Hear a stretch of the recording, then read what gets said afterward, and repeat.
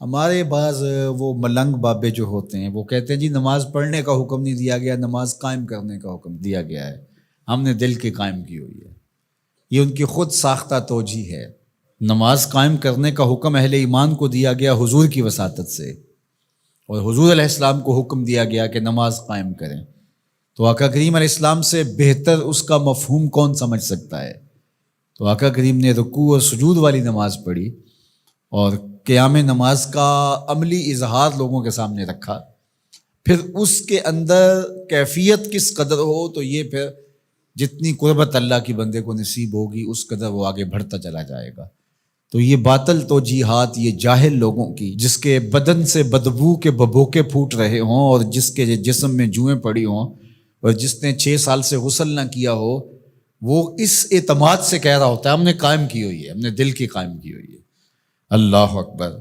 تو یہ اس معاشرے میں ایسے لوگوں کو ماننے والے اور ایسے لوگوں کی باتوں کو غور سے سننے والے اور ان جاہلانہ باتوں کو معرفت کی باتیں قرار دینے والوں کی کمی بھی نہیں ہے۔ تو اللہ تعالیٰ جل شانہ سے ہدایت مانگنی چاہیے کہ اللہ ہمیں ہدایت کا نور نصیب فرمائے۔ تو اقامت نماز سے کیا مراد ہے؟ اس کی فرائض کے ساتھ ادا کرنا، یا پھر رکوع سجود تلاوت کا اتمام اور اس میں خشوع کا اور خضوع کا اظہار اور اس میں مکمل ڈوب جانا کہ گویا تم اللہ کی عبادت کر رہے ہو تو اس کو دیکھ رہے ہو۔ اور حضرت عثمان غنی رضی اللہ تعالیٰ عنہ فرماتے ہیں کہ جس نے صحیح وضو کیا، حضور علیہ السلام سے روایت کہ جس نے صحیح وضو کیا جس طرح میں نے وضو کیا ہے اور 2 رکعت پڑھی اور اس میں اس کو کسی غیر کا خیال نہ آیا، تو اللہ تعالیٰ اس کے پچھلے سارے گناہ معاف کر دیتا ہے صرف 2 رکعت سے۔ لیکن اگر ساری نماز ہی خیالوں سے بھری پڑی رہی اور تصورات کہیں اور بھٹکتے رہے اور انسان کھڑا نماز میں ہے لیکن بہکتا کہیں اور رہا، تو پھر وہ نماز کی صحیح اقامت نہیں ہوگی۔ تو اقامت صلاۃ سے مراد جو ہے وہ یا تو اس کو فرائض و واجبات کے ساتھ ادا کرنا، اور دوسرا مفہوم کے خشوع کے ساتھ پورے اراکین کا اعتدال اور اتمام۔ تو دونوں اس کے مفہوم بیان فرمائے گئے ہیں۔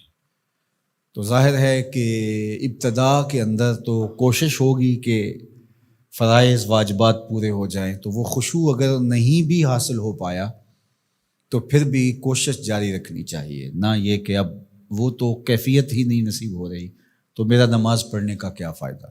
حضرت محدث کچھوچوی علیہ رحمہ سے کسی مرید نے کہا حضرت نماز پڑھتا ہوں لیکن لطف نہیں آتا، مزہ نہیں آتا۔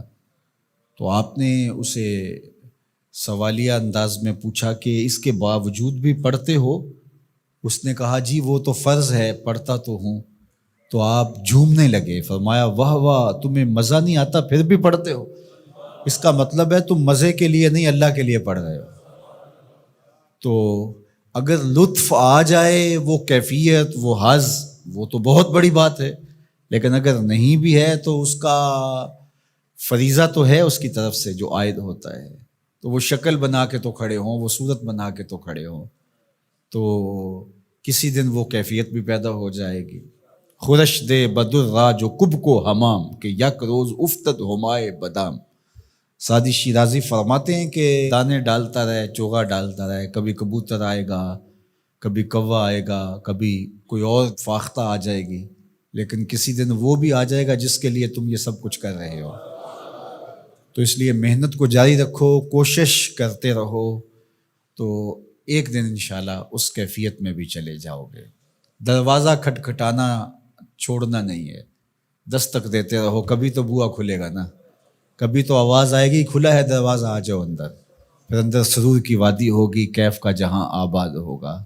اور آقا کریم نے ہمارے لیے آسانی پیدا فرما دی کہ اللہ کی عبادت اس طرح کرو کہ گویا تم اسے دیکھ رہے ہو، اور اگر یہ نہیں تو کم از کم یہ کیفیت تو ہو کہ وہ تمہیں دیکھ رہا ہے۔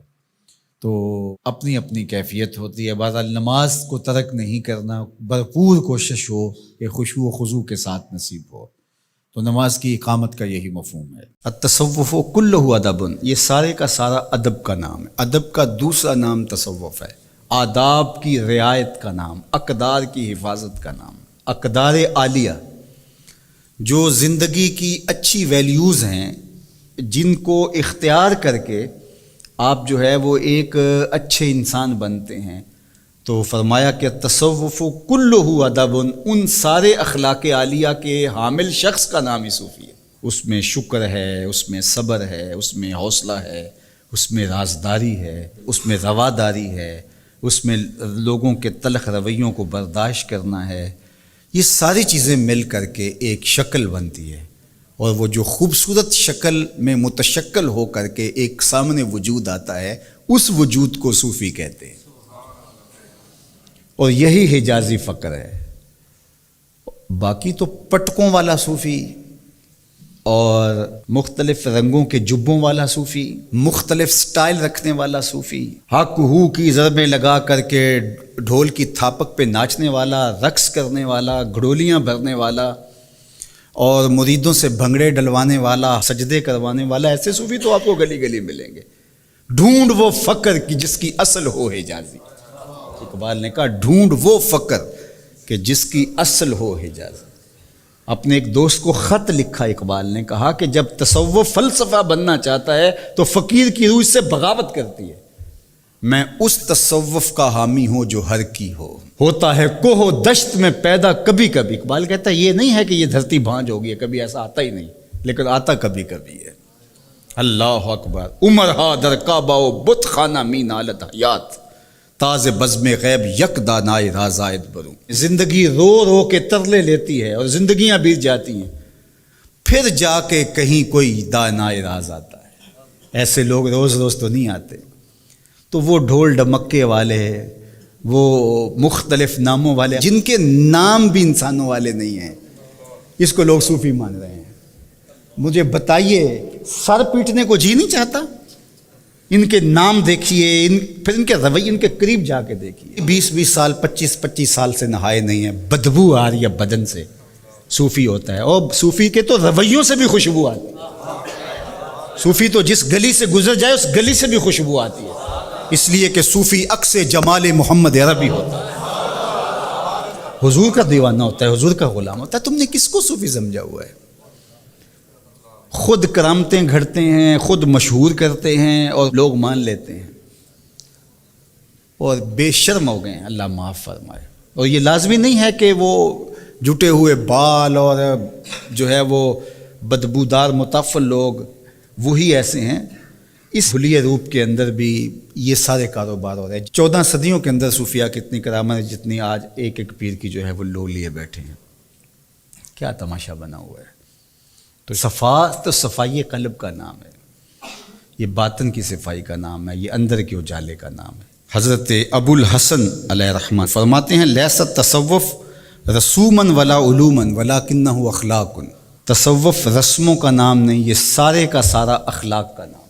اور حضرت ابو الخیر سید عبد القادر عیسیٰ علیہ رحمہ حقائق تصوف کے اندر لکھا کہ تصوف کلہ اخلاق فمن زاد علیک بالاخلاق زاد علیک بالتصوف۔ تصوف سارے کا سارا اچھے اخلاق کا نام ہے، جو اخلاق سے باہر ہے وہ تصوف سے بھی باہر ہے، جو اس سے زائد ہے وہ تصوف سے باہر ہے۔ تو یہ سارے کا سارا حسن خلق کا نام ہے۔ صوفی میٹھے مزاج کا ہوتا ہے، صوفی غیرت کا حامل ہوتا ہے، صوفی باطن کا نور رکھنے والا ہوتا ہے، اللہ کی مخلوق سے پیار کرنے والا ہوتا ہے۔ مخلوق کے اندر بہائم چوپائے بھی آتے ہیں، انسان تو انسان رہے۔ صوفی لوگوں کے لیے نرم اور گداز دل رکھتا ہے۔ صوفی نے ہاتھ میں ڈنڈا نہیں پکڑا ہوا کہ وہ لوگوں کو جہنم میں پھینک رہا ہو، وہ جہنم کے کنارے کھڑا ہے اور لوگوں کو جنت کی طرف ڈال رہا ہے۔ کنتم علی شفا حفرۃ من النار، اللہ فرمایا تم جہنم کے گڑھے پر پہنچ چکے ہو، تو میرے محبوب کا شکر ادا کرو کہ اس نے تمہیں پکڑ کے جنت کی راہوں پہ ڈال دیا۔ اور آقا کریم نے فرمایا میری مثال ایسے ہے جس طرح کسی نے آگ جلائی ہو اور پتنگیں چھلانگیں لگا رہے ہوں اور وہ پکڑ پکڑ کے پیچھے کر رہا ہو۔ چھلانگیں لگانے والوں کو، جو آگ میں چھلانگیں لگانے والے ہیں، اس کو پکڑ پکڑ کے پیچھے کرنے والے کی مثال میری ہے۔ یہ صوفی حضور سے مستنیر ہوتا ہے اور وہ اللہ کی مخلوق کے لیے نرم دل ہوتا ہے۔